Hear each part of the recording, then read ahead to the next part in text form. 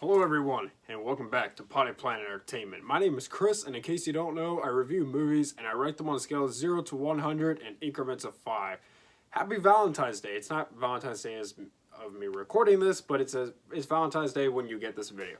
So happy Valentine's Day, and if you don't have anyone to celebrate today, well, celebrate with me, because we're going to talk about a movie.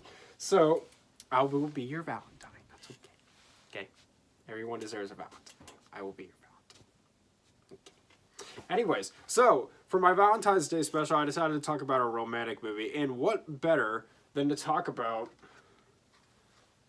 the one here in the corner, not these two, forget these two, Gone with the Wind. In case you never heard of Gone with the Wind, Gone with the Wind is like the greatest technical achievement in the history of cinema. It is not only a fantastic movie, but it is an especially well-made movie. And at the time, this was the highest-grossing movie of all time. This grossed over $400 million in the box office when this came out in 1939, and then it got a wide release in the U.S. in 1940. And to give you I don't know like how much $400 million was worth back then, but that's not $400 million now, right? And it might even still be technically, if you include inflation, I believe it's still the highest grossing movie of all time if you include inflation. Not including inflation, it's Avengers Endgame.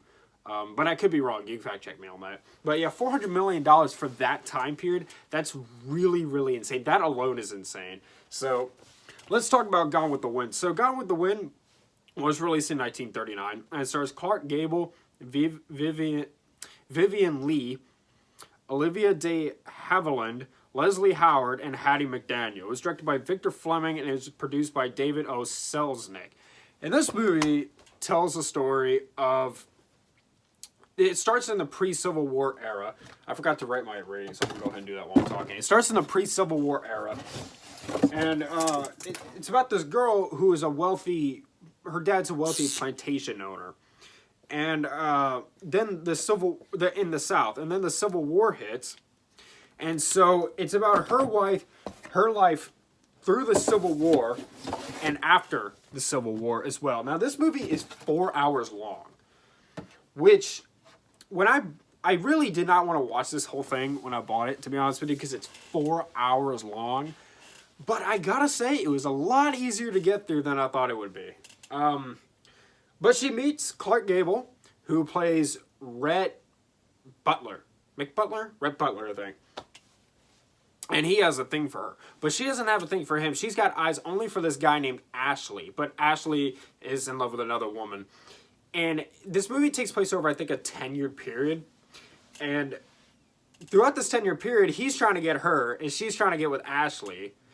And the other stuff that's going on. So there's quite a few plots as this movie goes on. It moves from plot to plot to plot to plot to plot. But at the same time, it's also about this love story. But this love triangle between Clark Gable, Vivian Leigh, and what's the guy who played Ashley? Leslie Howard. This movie was a pretty big deal. This came out the same year as The Wizard of Oz. And it was directed by the same guy who directed The Wizard of Oz, which is really, really cool. Like you got to give it to... What's his name again? Oh, yeah, Victor Fleming. You got to give it to Victor Fleming because he... Wow. Two of the best movies of all time in the same year. That's really, really something. And they were both technical achievements. So, you know, hats off to him. That's really, really incredible that he did that. So, let's get into my pros for it first. So, this movie was revolutionary. Like I said, this is a technical masterpiece. When I watch this movie, I cannot believe that this movie came out in 1939. It's just too well made for 1939. Like, this is back long before segregation ended. Like, it's crazy how old this movie is. Everyone who was involved in it is dead now.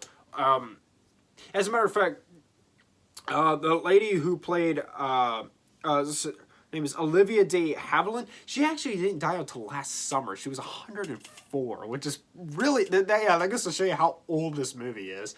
It's a really, really old movie, and I can't believe it, because it's so well made that it really doesn't seem like a movie that's that old. So it's really, really incredible how well this movie was put together. The cinematography is incredible. The visuals are incredible. The colors are incredible. I love this scene where Clark Gable and Lee, whatever, they stop on a road, like on a bridge, and the sun is setting down behind him, and he's saying that he's leaving to join up with his brave brothers in gray, because, you know, they're in the South, and it just looks so beautiful. The color palette in this movie is incredible. The visuals are so stunning in this movie. This is really a breathtaking film.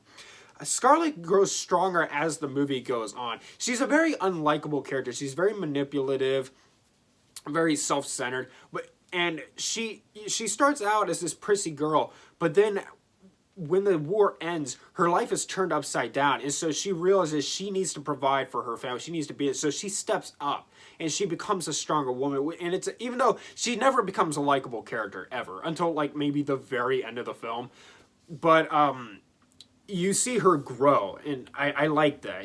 This movie very much tells a story, and when you watch this movie, because it's 4 hours long, when you sit down and watch this movie, you're in it for the long haul. You're in it for this long 10-year period of a story, and it's a really, really good one. It sets the time period very, very well. This movie takes place in the 1860s, and I absolutely believe that it takes place in the 1860s. It really sets the time period very, very well. It looks the time period. They had some amazing costume designers and set builders for this film. The costumes and sets and like everything that they did to set this tone works magnificently. Even the way the people talk in this movie, they use like words and slang, and they have customs that were only done back then that they weren't even doing in the 30s. So they did an amazing job setting that time period. Let me see. The pacing of this movie is very, very good. This is very good pacing. It flows very well. I didn't really mind the runtime that much, which I really thought I would, but I didn't. Clark Gable is very likable in this movie. Whenever he's on screen, you're immediately drawn to him because he has a big presence in the film, and his character is very likable, unlike Vivien Leigh's.